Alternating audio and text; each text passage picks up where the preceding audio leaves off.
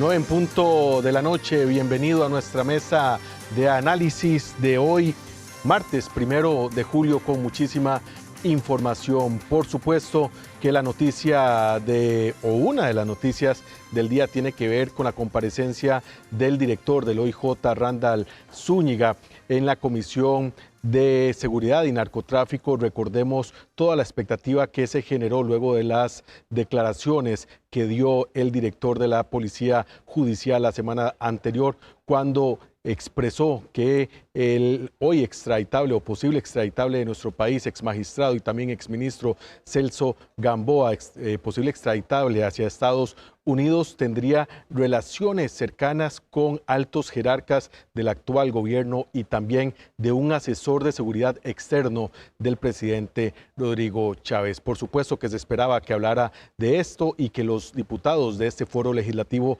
le consultaran en relación a que diera los nombres específicamente de quienes él hacía alusión en aquel momento la semana anterior. Vamos de inmediato con nuestro compañero Rolando Rivera, quien le ha dado seguimiento a esta comparecencia en el Congreso de la República sobre qué dijo, qué no dijo, qué nombres dio, cuáles nombres omitió el director del OIJ, don Randall Zúñiga. Buenas noches, Rolando.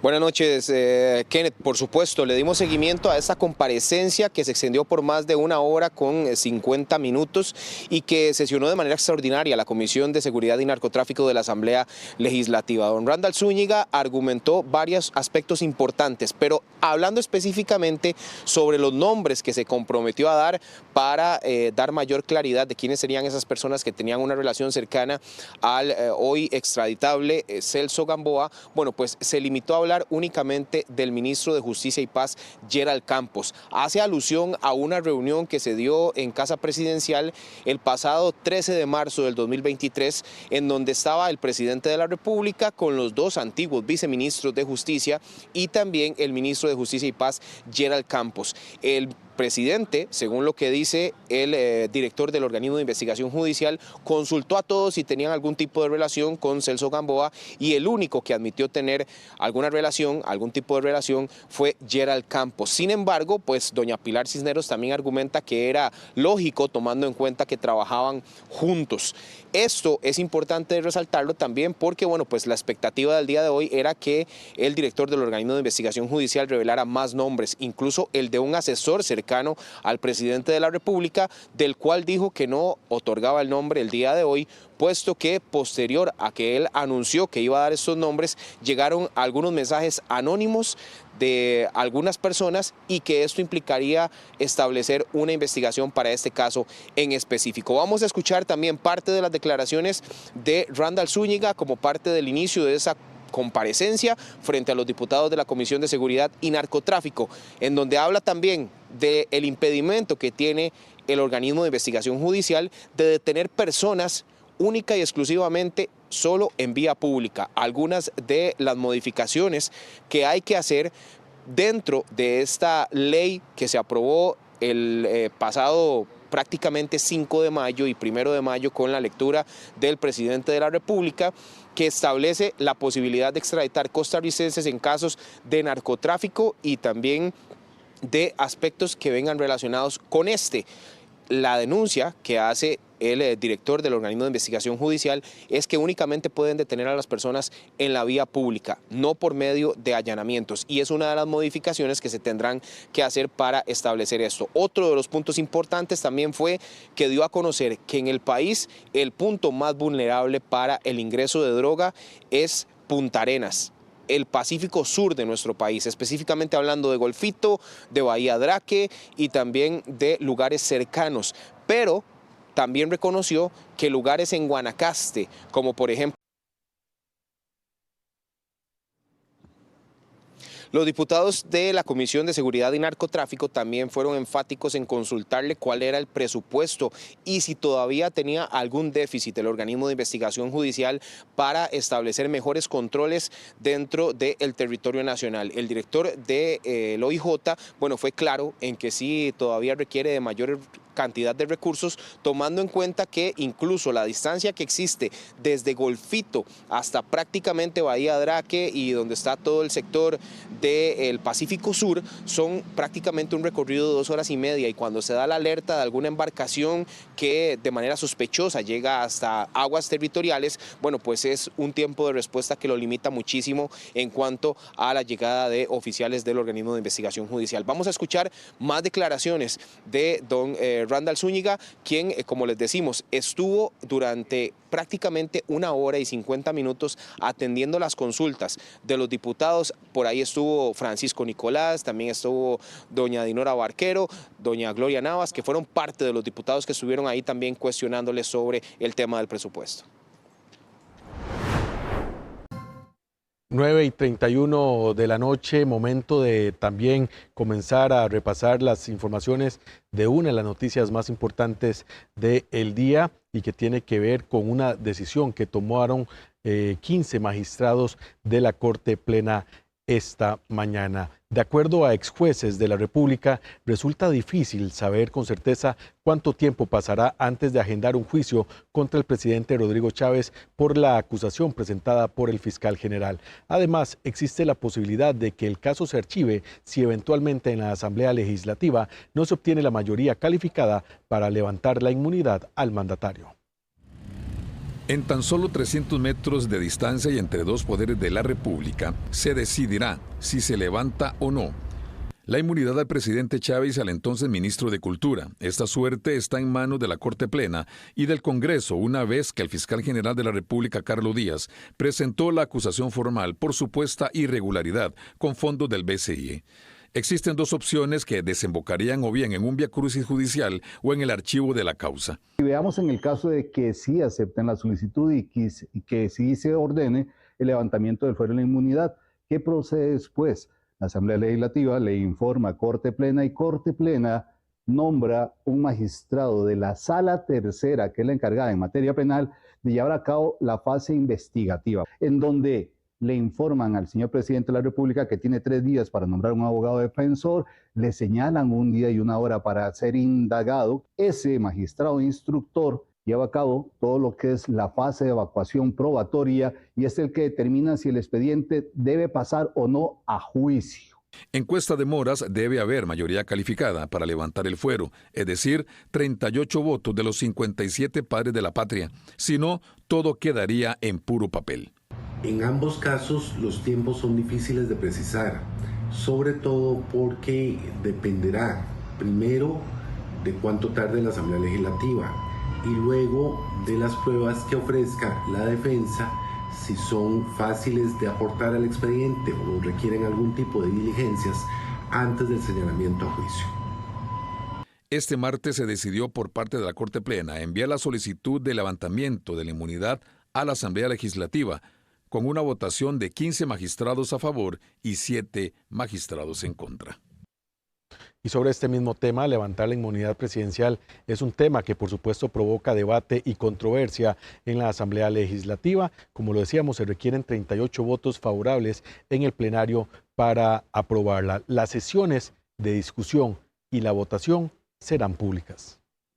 La inmunidad presidencial es un mecanismo que protege al presidente de la República de ser procesado judicialmente. El proceso de levantamiento de la inmunidad presidencial es complejo y delicado. Según la Constitución Política, el reglamento de la Asamblea Legislativa, el proceso se inicia con una comunicación formal de la Corte Plena a la presidencia de la Asamblea. La ruta normal sencilla sería informar al presidente para que él voluntariamente renuncie a su inmunidad. La ruta ordinaria, nombrar una comisión especial que analice el caso. En la comisión se conocen los documentos aportados por la Corte Suprema de Justicia. Se debe otorgar audiencia al presidente. La sesión es totalmente pública y la votación es pública. Antes, hace unos años, la votación era secreta y la Sala Constitucional determinó ante un recurso de un ciudadano, determinó que ese tipo de sesiones deberían ser públicas y las votaciones públicas. Es una decisión muy formal. La Constitución política establece un procedimiento y es un tema formal al cual hay que respetarlo. Recordemos que el Estado tiene una institucionalidad, hay una Constitución política, un Código Penal, hay distintas normas que hay que respetarlas y aplicarlas conforme el procedimiento establece. Aquí no estamos hablando si es de conveniencia o oportunidad, es un tema de formalidad. Y en este caso hay que respetar cada parámetro de constitucionalidad, porque, a ver, correr es innecesario cuando las normas son muy claras de lo que hay que hacer. Al llegar al plenario legislativo, el informe ingresará al orden del día una vez concluidos los plazos de espera y entrega de informes de minoría. Los diputados tienen un plazo de 15 minutos para uso de la palabra. El informe para levantamiento de la inmunidad requiere 38 votos favorables. Aprobado el informe, se comunica a la Corte Suprema de Justicia y continúa el proceso en Sala Tercera de ser necesario. Bien, y para analizar y ampliar muchísimo más este tema que sin duda, como lo decíamos, es noticia hoy y seguirá siendo durante muchos días con este extenso trámite legislativo que aún nos espera. A esta hora hacemos contacto con la analista política Katia Benavides, a quien le agradecemos su tiempo y su ayuda para tratar de entender la magnitud de esta decisión que toman hoy 15 magistrados. Buenas noches, doña Katia. Se habla de un trámite histórico. ¿Cómo lo entendemos los ticos y por qué sería algo histórico para nuestro país?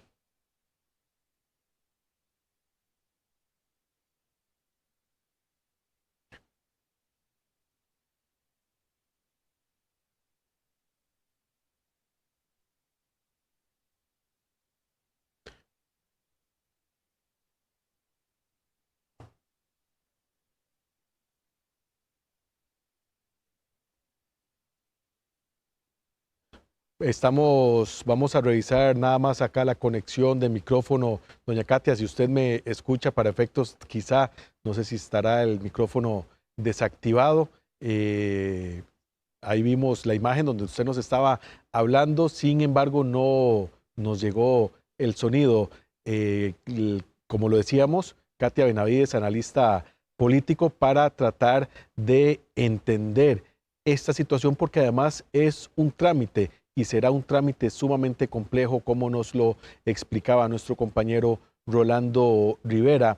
Esto para efectos de lo que será al final de completarse este proceso, llegar al plenario legislativo y que se necesite la mayoría calificada de 38 diputados y después de que se eventualmente le levante la inmunidad al presidente Rodrigo Chávez Robles, se pueda también entender y podamos comprender lo que vendría en este trámite ya de nuevo de regreso a sede judicial para cumplir con esta situación. Hablábamos de un trámite histórico porque es la primera vez en la que los diputados tendrán que entrar a discutir si levantan o no el fuero presidencial al mandatario Rodrigo Chávez. Recordemos que esta causa tiene que ver con aparentes situaciones irregulares con los contratos en servicios de comunicación con la empresa del publicista Cristian Bulgarelli y que también incluye al entonces ministro de Comunicación, al señor Jorge Rodríguez, hoy ministro de Cultura. Una situación, recordemos también, 7 magistrados votaron en contra, esto según ellos, y decidieron optar por la decisión de devolver el expediente al Ministerio Público al considerar que con esta prueba no constaba en el proceso y no era posible realizar el juicio de probabilidad sobre la comisión del delito que a su criterio exige la ley. Entonces la votación al final fue de 15 magistrados que votaron a favor de trasladar el expediente a la Asamblea Legislativa. Y ahora sí tenemos comunicación con la analista política Katia Benavides y le hacíamos y le reiteramos la consulta. Agradecerle, doña Katia, y para entender el contexto histórico de este trámite a nivel legislativo en nuestro país. Buenas noches, doña Katia. Muy buenas noches, don Kennedy. Encantada de poder estar con ustedes compartiendo una noticia como esta que pone en vilo a todo el país, nos pone los ojos y nos hace hacer análisis y entender cómo son los procedimientos a partir de ahora en un trámite como este, que como usted lo indicaba es histórico porque es la primera vez que se da en nuestro país un análisis de esta magnitud. Tenemos dos antecedentes importantes, el de don Alexander Barrantes y el de don Gerald Campos, que el día de hoy la Asamblea Legislativa conoció la renuncia también a su fuero y ahora en una sesión privada que realizó la Corte Plena, como ustedes lo explicaban anteriormente, una vez que el fiscal general presentó la solicitud de levantamiento, la Corte Plena lo recibe, lo traslada a la Sala Tercera. La Sala Tercera emitió un informe que fue visto hoy en esta sesión privada y se da la votación. 22 magistrados presentes, de los cuales solo uno no era titular. Entonces, eso quiere decir que uno de los suplentes tuvo que sustituirlo y tenemos 15 votos a favor y 7 en contra. Ahora, la Corte Plena debe redactar la resolución o el voto que analizaron la mañana de hoy para remitirlo al directorio de la Asamblea Legislativa. Entonces, una vez que este sea entregado al directorio de la Asamblea Legislativa, lo que va a suceder es que, y yo me imagino que en una discusión en las reuniones de jefes de fracción, que es donde se ponen de acuerdo en el día y el momento en que van a ver algún tema específico, en este caso, lo van a analizar en ese espacio con un borrador posiblemente de resolución del directorio, donde indican cuántos diputados van a ser esta comisión que va a analizar esta documentación que la Corte Plena va a remitir. Además, tienen que definir un plazo para que esta comisión también emita un informe, el cual se traslada al seno del plenario legislativo e inicie la discusión para analizar si efectivamente se le levanta o no la inmunidad al presidente de la República. Sí es importante indicar que esto es para que inicie un proceso de juicio en el caso que conocemos popularmente como el del BESIE, pero tenemos que recordar también que viene la acusación es por un delito del artículo 355 del Código Penal, que en resumen lo que podemos decir es que castiga el abuso de poder para obtener beneficios económicos ilícitos. Entonces, esto es lo que nos estamos enfrentando ahorita, ¿verdad? Este procedimiento. Para este levantamiento se requiere mayoría calificada, que lo que quiere decir eso es que se requieren al menos 38 votos para poder levantarle la inmunidad para este caso específico al presidente de la República. Doña Katia, usted es experta en trámite legislativo, conoce muy bien los vaivenes en el plenario y cómo se maneja el día a día. Estamos a 10 meses de que concluya la actual administración y dentro de este proceso tan extenso que se podría prever, ¿usted cree que alcancen los tiempos? Sé que es difícil vaticinar cuánto, incluso los expertos en una de las notas nos decían, pero usted ve que en estos 10 meses es posible que se pueda completar previo a que ya el mandatario Rodrigo Chávez deje su puesto. Vamos a ver, en política lo único seguro fue lo que pasó ahora antes de las 9 de la noche, que podríamos hacer análisis de lo que sucedió en la Comisión de Seguridad y Narcotráfico de la noche de hoy, que es la primera nota que ustedes transmitían. Pero sí hay que entender que efectivamente ahora se necesita la comunicación oficial por parte de la Corte Plena. ¿Qué se espera en el calendario legislativo? Lo primero que tengo que decir y no podemos obviar es que nos encontramos ya en una coyuntura electoral importante donde las discusiones aumentan el grado político. Ya de por sí la Asamblea Legislativa es el órgano más político que tenemos en nuestra democracia, pero sumado a esa realidad que tenemos que tomar en cuenta de que los ciudadanos vamos en el próximo mes de febrero a las urnas y las discusiones políticas aumentan de tono. Además, viendo el calendario como tal, ahora este mes ya los diputados toman una semana de receso legislativo, que es la semana del 14 de julio, regresan el 21 de julio y tienen la visita a la provincia de Guanacaste para la celebración del partido de la anexión de Nicoya.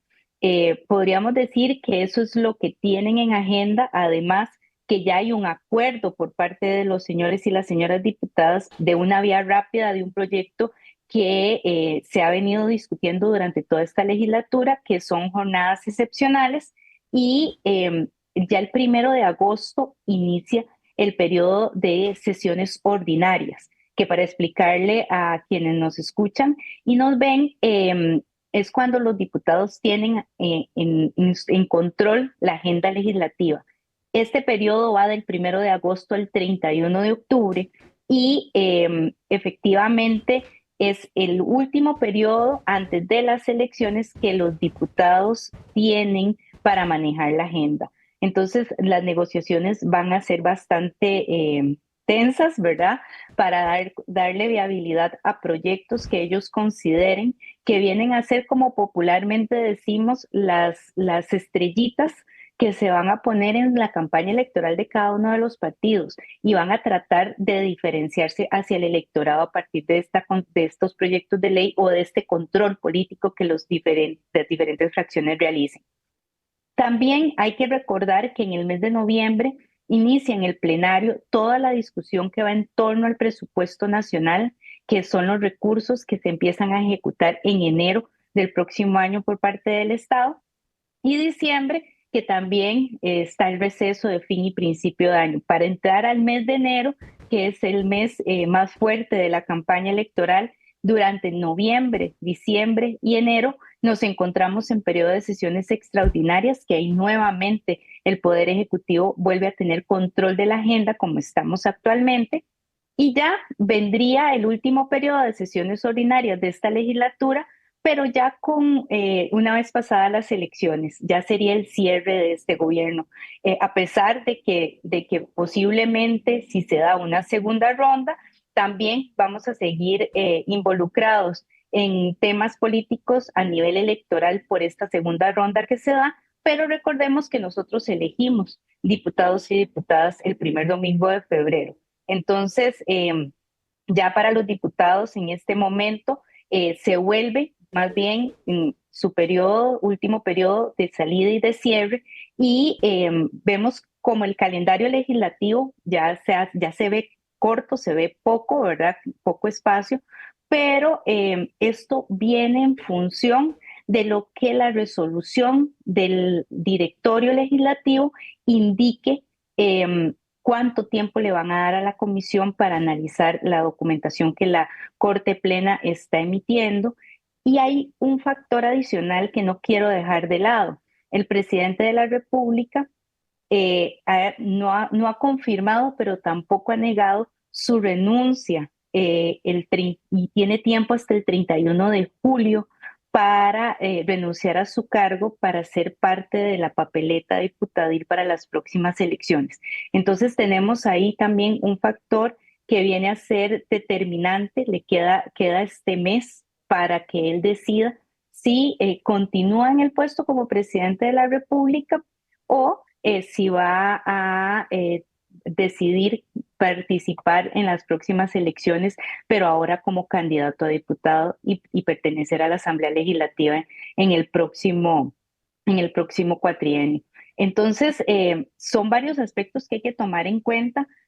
Yo también quisiera señalar que durante el mes de abril escuchamos declaraciones de uno de los abogados del presidente de la República, don José Miguel Villalobos, que decía que estaban valorando la posibilidad de que el presidente renunciara a la inmunidad y estaban viendo los pros y los contras para no montar un show político. Entonces, también existe la posibilidad, así como lo hizo don Alexander Barrantes y don Gerald Campos, de que el presidente renuncie a esta condición y se evite la discusión dentro del plenario legislativo para el levantamiento o no del fuero del señor presidente.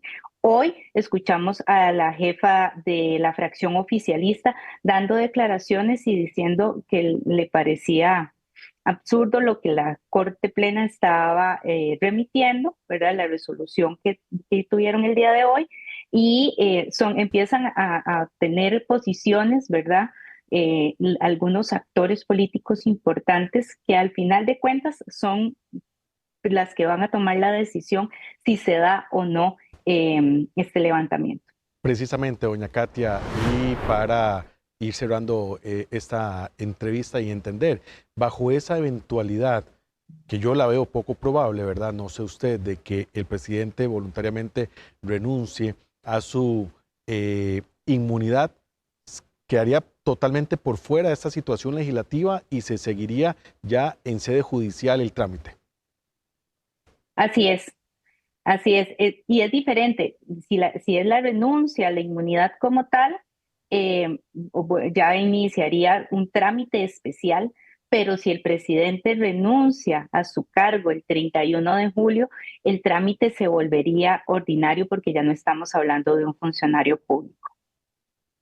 Muy bien, doña Katia, muchísimas gracias, la estaremos consultando posiblemente en los próximos días conforme vayamos recibiendo información y tomándose estas decisiones a nivel de la Asamblea Legislativa que le van a ir dando forma a esta eventual discusión que, como usted bien luego ha explicado, pues dependerá de muchos factores, incluso hasta de una decisión propia y muy personal del presidente Rodrigo Chávez. Muy amable, doña Katia. Para servirles, un gusto y muy buenas noches. Buenas noches.